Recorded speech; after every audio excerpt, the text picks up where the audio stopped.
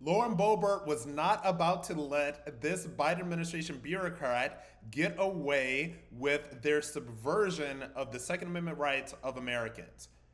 However, we see in agencies all the time rules and regulations that are enforced on the American people that were not delegated to them by Congress. For instance, just in the last 5 years, the Bureau of Alcohol, Tobacco, and Firearms has changed its longstanding positions on firearm products 3 times through administrative fiat. Would you agree with that process in the ATF?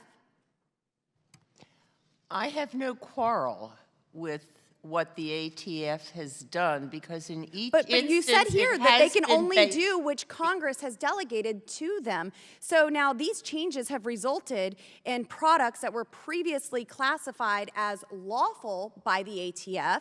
Now they're being considered illegal or regulated under the National Firearms Act. And more recently, we've seen with the ATF's rule to categorize pistol braces, these stabilizing braces, as heavily regulated short-barreled rifles, essentially making gun owners nearly obtaining maybe 40 million firearms with stabilizing braces, criminals overnight, felons even. And so, Ms. Katzen, would you say that this is an abuse of that separation of power? Because that rule is not something that Congress has delegated, but the ATF has taken it upon itself to regulate this rule that they created to make millions of Americans felons. With respect, I was trying to answer your question before you interrupted me to say that the ATF had in each of these instances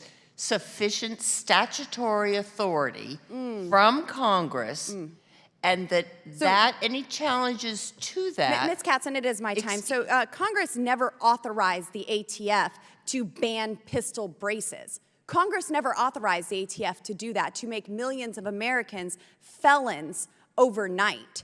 And so I would go back to your statement that you said in your testimony that these agencies are not free agencies and they can only do which Congress has delegated to them to do. Congress is not Ms. Katzen, specific. Excuse me. Thank you. My time. No, ma'am. It's my time. Thank you. Oh, I'm Ms. sorry. Katzen, So you are not your interested in my views. It is my time. Thank you. The family was threatened with fines of $10,000 per day, had their property misclassified as a wetland, and were prevented from building their family home. It may not be a $2.5 million home like yours, but that sounds like a lot of red tape to me. Excuse me. Do you disagree? I really take that as a personal do you assumption. disagree? My home. Do you disagree that this was an overreach? I disagree that Ms. you're Katzen, my time casting has expired. aspersions on Mr. Chairman, I me yield. or my. Thank you.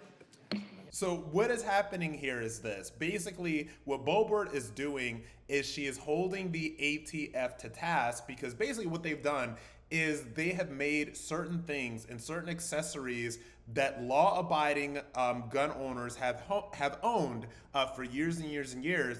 They, without congressional or Senate or presidential approval, have made certain accessories illegal, thus making the law-abiding gun owners that own these accessories felons. They have done this under the cloak of night. They have done this without anybody really realizing it, and they have done that in a way to assault the Second Amendment rights of these Americans. That's what Lauren Boebert is getting at here.